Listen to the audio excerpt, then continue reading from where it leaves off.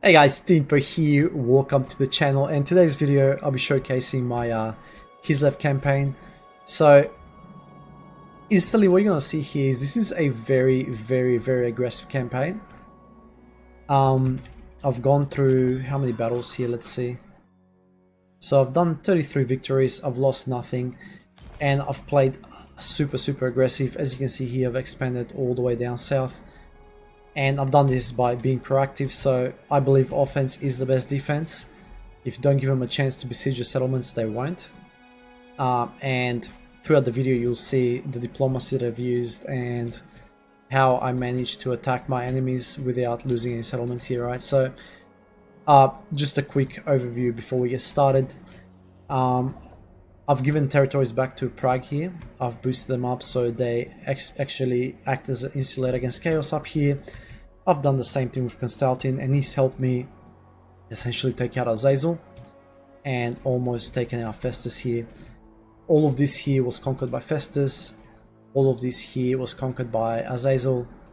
I managed to take him out throughout by like turn 15 or something, so very fast. I took out Azazel, gave the territory back to Constantine. I've done the same thing here with Fort Ostok. I gave back to Kislev because at one stage I was besieged from every single side, and I'll confederate them eventually anyway and get all those territories back. So it is in my best interest that they grow these territories. It is now turn 39 and we're almost at the end there. Prague is holding up alright so far. You'll see here Archeon closing in, but aside from that, I really don't have that many enemies. So I'm currently at war with all the Chaos factions and Norskans, right, and Clan Richters. No one else has declared war on me. I'm pretty safe down south here, all the way there. So the dwarves have pushed out here. I do have orcs knocking on my doors right about there, but I'm feeling confident. So I'm going to be going down and essentially taking out these guys, taking out Tretch as well, while I recruit some more armies here to hold this spot. As you'll see in the video, the most of my economy is war economy, so it is dependent on fighting battles to keep these armies working. I might do a second video from turn 40 to 80 depending how this one goes. Anyways, sit back and enjoy, and also let me know your thoughts in the comment section, what you think of my career, campaign progress. Alright, so the first few turns here are fairly straightforward. All you gotta do essentially is pick all your technologies, pick your money buildings and also your control buildings. Then you just go and consolidate the first territory and get rid of all the northern factions that are there. What I would advise here is on turn 2 recruit the second army and just have, you know, whatever lord it is you're gonna go for. I went for Druzina here. Just have him continually recruit while you go and you consolidate the first province there. One thing to note is you should be fighting these battles manually, because it's not that they're very challenging, but you will need your army to be at full strength because these guys recruit very fast, and they're also, by the time you're fighting, you'll be fighting battle after battle after battle pretty much every single turn. So you gotta make sure that you are prepared here. So as you can see here, while I'm pushing Catherine on Igorov, my second lord there is recruiting, and she's also recruiting. You may want to use the recruiting command so you can recruit much faster. As soon as your second army is done, and it should be ready by the time Catherine clears out Igorov, then you start marching up northwards as well, so you can deal with the bone rattlers. I don't think Azag will give you much of a problem here. One thing to note, right, I've mainly gone for like money and control buildings here, as you can see, and I've started building a lot of Orthodoxy Church because I do plan on recruiting a lot of patriarchs. Now, it's turn 6 and Catherine has cleared out all the Nordic factions, and I'll start marching my second army, and she's almost close to a full stack herself, so I'll be completing her stack before moving on. So from here on out, we just systematically clean out Azak and his faction. Here I got fortunate because his main army moved away to fight the dwarves, so I was able to just waltz into his territory and auto-resolve the first settlement. And then his army sort of splintered, half of it went to Karak Razak and the other half went up north. So what I then did was I pushed down south to eliminate the rest of his armies. As you can see here, I almost have 2 full stacks. It's important to fight this manually once again because you will be taking a lot of losses if you do auto-resolve it, which I wouldn't recommend. So there you saw me run back to my territory so I can get some replenishment rates. And the worst thing about this campaign is, or should I say the best thing, it's a double-edged sword, is you're relying very heavily on the war economy, so you'll be running in negative most of the time.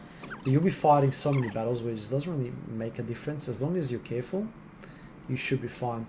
So it's a pivotal thing here because, as you'll see, I'll be separating my armies. So I have Catherine push down south towards the Badlands, whereas my other army will go down and deal with Clan Mulder.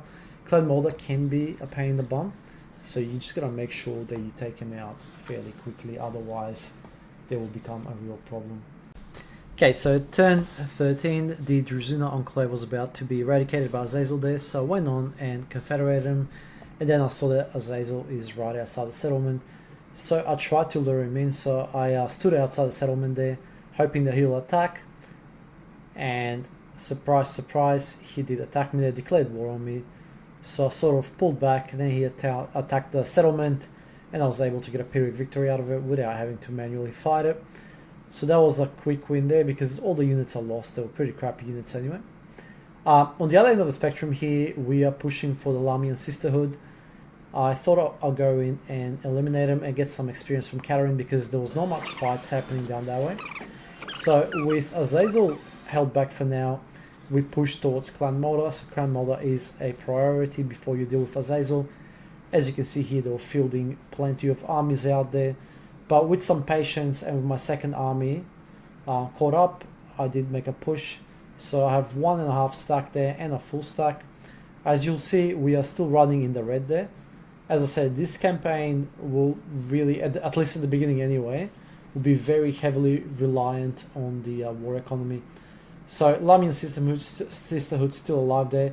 I let him attack my and besiege my settlement a couple of times because, as you know, vampires, they regenerate very, very fast. So it was good experience for Catherine there. Now back to Clan Mulder. They are almost done. So as you can see here, all that is left is their settlement, which is Hellpit. But the last battle left me pretty heavily damaged. So I'll be going back to our territory, or should I say Prague, to recuperate.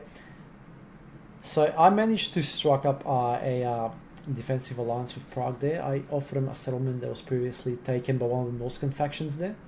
It was a settlement that I did not care much about, and I was going to confederate him eventually and get that settlement back anyway. So I used them as an insulation against other Norscan and Chaos factions. So after I besieged Hellpit, I moved one of my armies down south because Festus was pushing fairly aggressively there. And essentially, if you don't stop him from snowballing, then you're in a world of trouble later. So while Constantine was alive, I started moving my armies down south, and once I realized how big the threat was, I started recruiting a second emergency army, despite being so far in the red. And that's another reason why I had to push down with Catherine there, because I had to fight these fights and get that gold in order to sustain my current economy. So playing aggressively is a double-edged sword.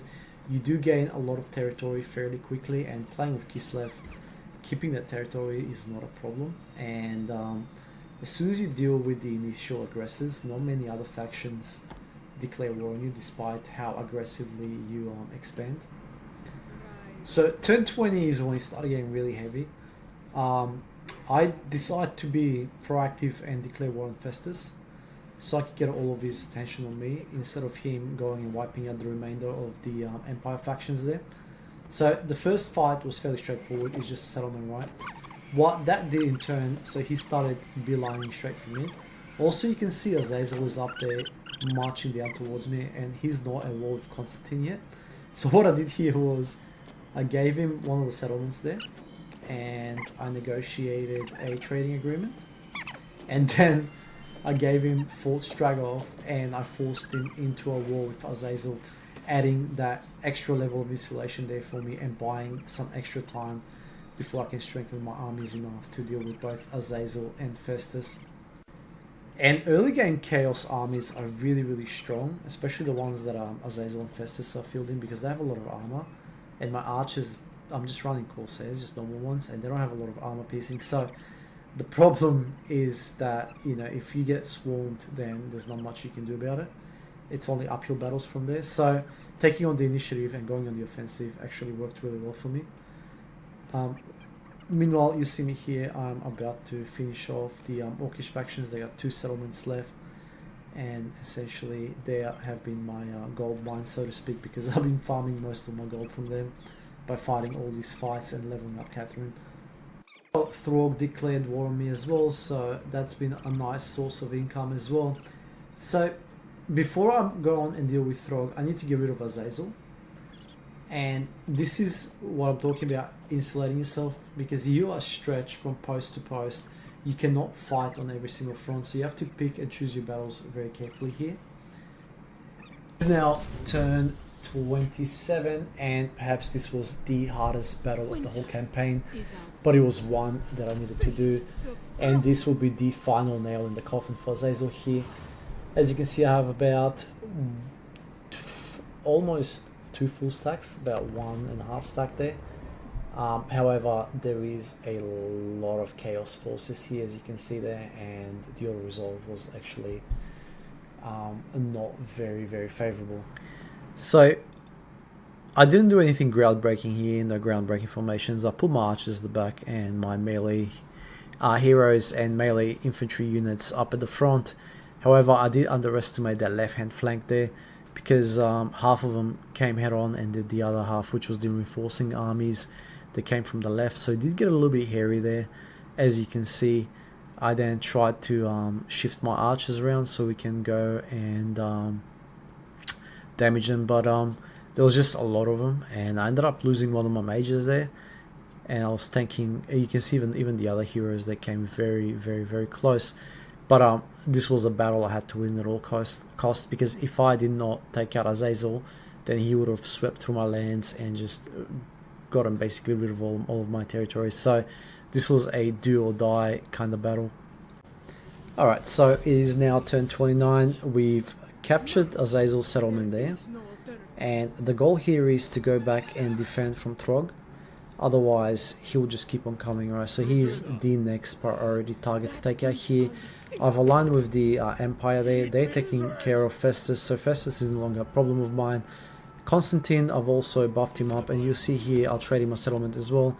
I thought about keeping it, but then I would have had to deal with Norscan factions as well.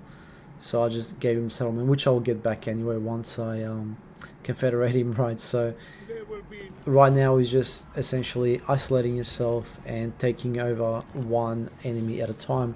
Otherwise, if you get overwhelmed, then your whole campaign will crumble. Kislev is a sort of campaign where you're given the tools, but you're also besieged on all sides, which is very lore friendly. Also here I have an option of going either for the Chaos Dwarves to for Drazoath the Ashen, or going up for Crooked Moon. Here I decided to go for Crooked Moon, because that way I am, at least that side will be covered by the Dwarves, and I don't have to worry about the Orcs coming down. And as you can see there, so it's just friendlies. So I went up there and I started clearing up that side. Now it's turn 33, and for the next 6 turns I essentially just spent getting rid of Throg. We've already damaged him. He is very low down the pecking order now. He's not as much of a threat as he used to be, but now we are opening ourselves to a lot of other pain, which is Archaon and the rest of the demon host there, right? So it's another battle in itself. Unfortunately, I wasn't able to save Boris Ursus. I will try and revive him later on. I'm really enjoying this campaign. It is challenging in a good way. You know, you're given the tools to succeed, so it does not feel cheap, but it is somewhat challenging. Anyways guys, thank you for watching. I hope you enjoyed the video. If you did, please subscribe for more content, and I hope to catch you in the next one. Peace.